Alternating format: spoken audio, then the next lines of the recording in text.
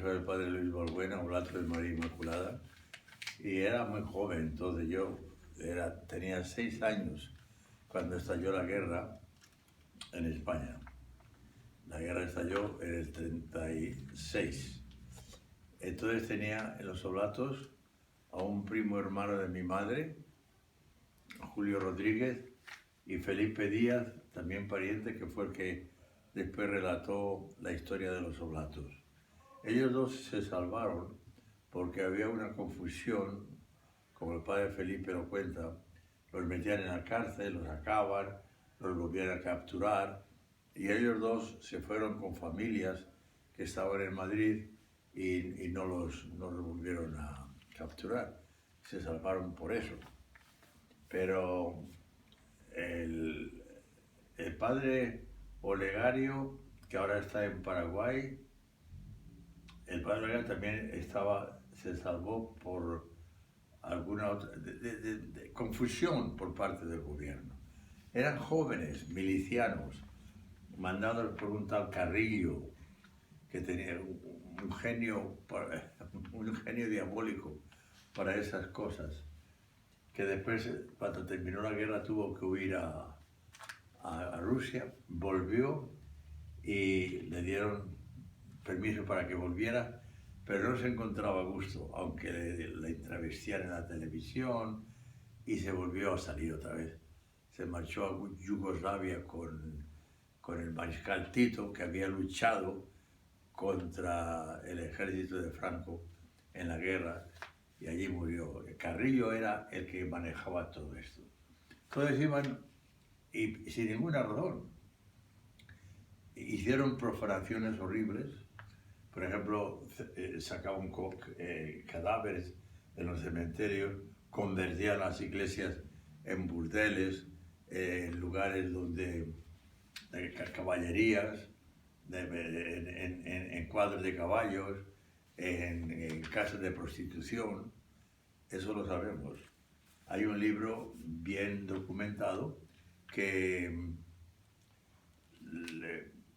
cuentan 15 obispos fusilaron y más de 10.000 entre sacerdotes, no religiosas, las religiosas no las tocaron mucho, y gente comprometida católica como el que está aquí en la foto, que era alcalde de Pozuelo, y cuando vio que los milicianos venían con el camión y con el fusil, les dijo: ¿dónde van ustedes?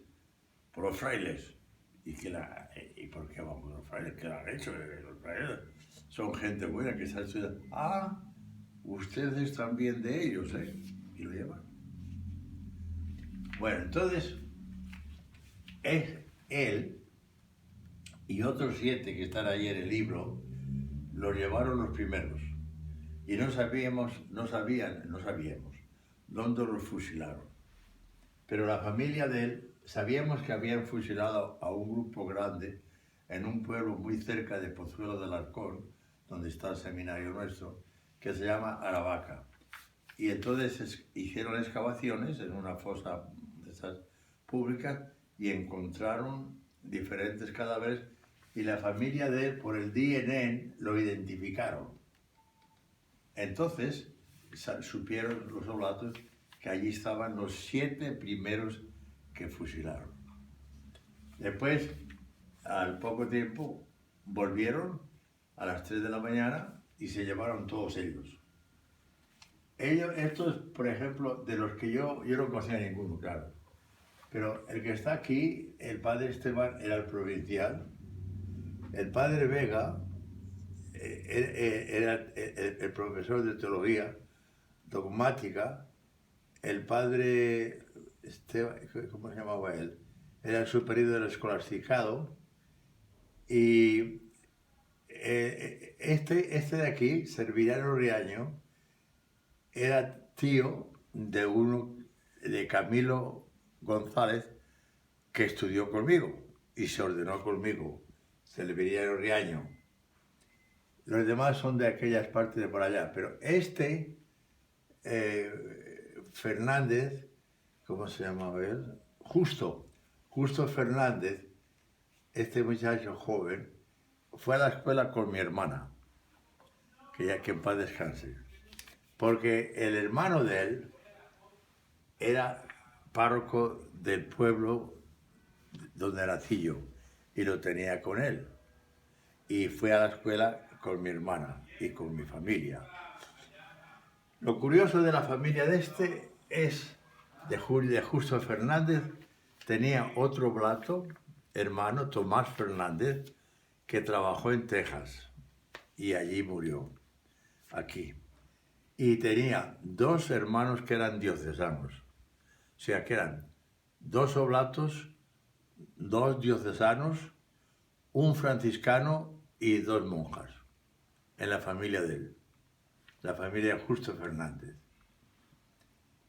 Y todos los demás, este es el hermano Rebordí, me acuerdo, todos los demás eran de... Estas fotos estaban todas dispersadas por diferentes libros y entonces un artista italiano lo puso en cuadro.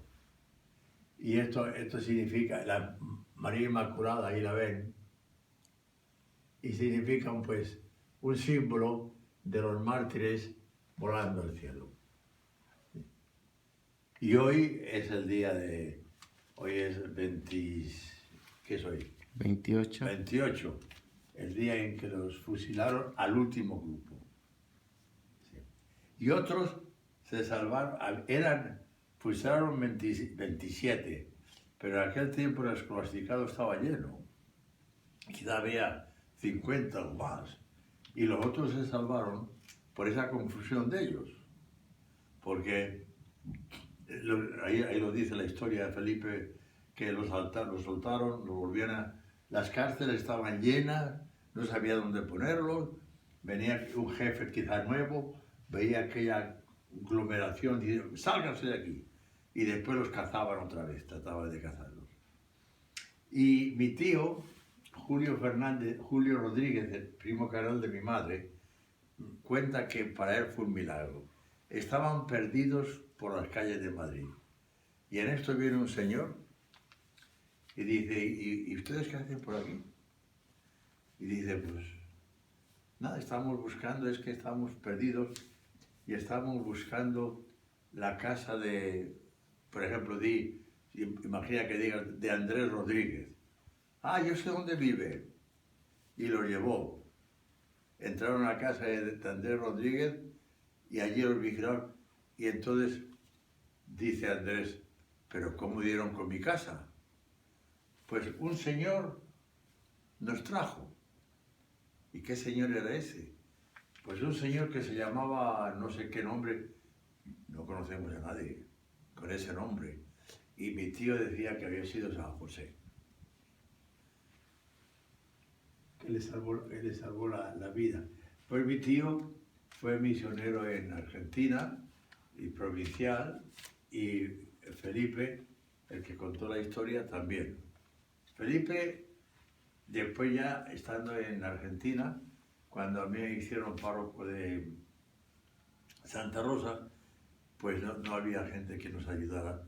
Y yo, con el permiso del provincial, hicimos un contrato que mandaran oblatos de Argentina y les ayudábamos económicamente. Y uno de los que vino fue Felipe Díaz, primo, y estuvo aquí como 4 años.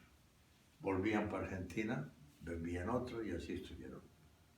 Y el padre Julio Rodríguez, el primo carnal de mi madre, pues fue provincial de Argentina y en Argentina murió. Pero en total hay un libro documentado, bueno, una historia, en la que en aquel tiempo los comunistas fusilaron a más de 10.000 religiosos y gente que ellos creían, como el alcalde, que se oponían a esa barbaridad que hicieron. Hicieron cosas que casi es imposible creerlo.